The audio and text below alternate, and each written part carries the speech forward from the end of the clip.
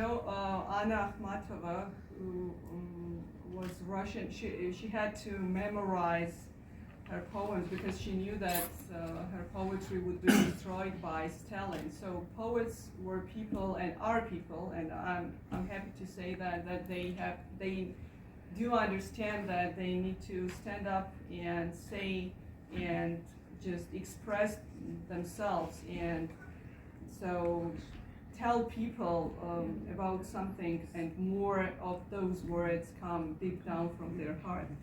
And also I have some poems here, and one of them also on which I highlighted in my review, entitled The Sons and Daughters of Pragmatism. So this very poem says much about contemporary world and society where people most of the time fortunately are driven by material things, and these things devoids them of some fulfillment and spiritual pleasure and some other things. So, and my next question also, and I'm sure she'll explain that, how does she feel, because we do know that even in British poetry, Thomas Love Peacock, when he wrote the essay, a very famous essay by the way, The 4 Ages of Poetry, he however predicted that the world and the future would become too much materialistic, that there will be no place for poetry and for poets like Shakespeare and Byron and some other poems and poetry. And then Percy Bysshe Shelley himself wrote an essay which was written as a response to that essay, and this is called The Defense of Poetry. And he said there, he highlighted that poetry will always find its way, and it always will be there where it has to be and where it is supposed to be. And so this battle between Peacock and Percy Bysshe Shelley, and that essay which was just written back in Great Britain, just very much reminds me of today. And this evening also, and this great welcome as a proof of that poetry is not dying, and it's here, and people have come, and you have come, and you joined this event, and you are listening, and you are taking this very moment, notwithstanding the situations we have in this ongoing world, and there's too much pragmatism and materialism and all over the world, and which is how we see that makes the world work most of the time, but still we are here today.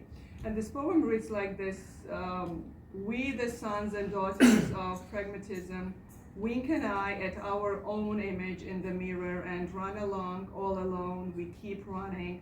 Life's path is not the alley of our childhood that, though narrow, included all our friends. With welded hearts we run, with rings inside our arteries, 1, 2, 3, as if all the time and chances to come back from death were ours and limitless. My Lord, blow me out like a candle when my time comes. You know I'm uncorrectable. My foot is always on the gas pedal, 530 kilometers per hour, until the tired pedal breaks, and time with it too. So what you exactly wanted to say and highlight in this poem, why you have this pragmatism and how it's related to just understanding modern human world driven by pragmatism, maybe. Well, as you said, we live in a pragmatic world, so we have so many concerns,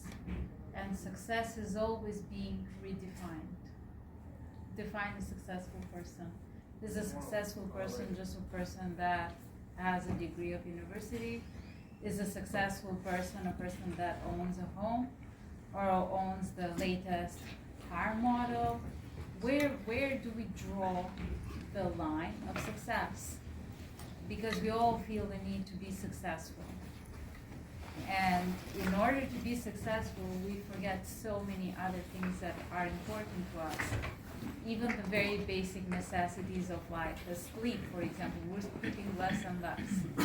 We're sitting down to enjoy a meal together with friends or family less and less. We're always in a rush because we have to do this, and that. And it never ends.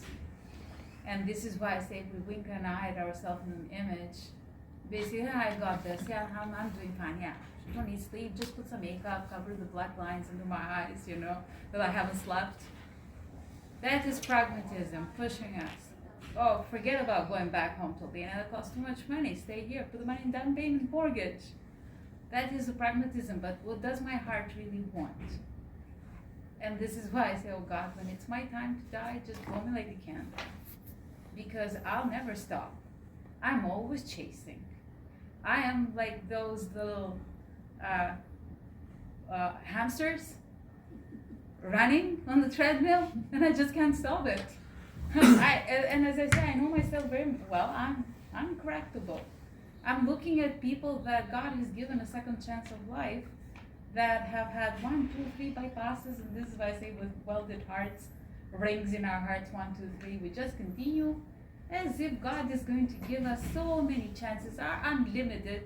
We're gonna live 1,000 years. We forget we might die tomorrow, so maybe it's important to just slow down for a minute and just breathe and enjoy and do what you really want, what your heart really desires. Just take a little break. And writing poetry is the break. It's taking the moment to absorb the feelings that you have from the whole day, maybe a conversation that has inspired you, or something that has stirred up your emotions. Taking time to digest it, process it, and getting it out. So I admit that I'm uncorrectable, but at least I try to express my uncorrectableness.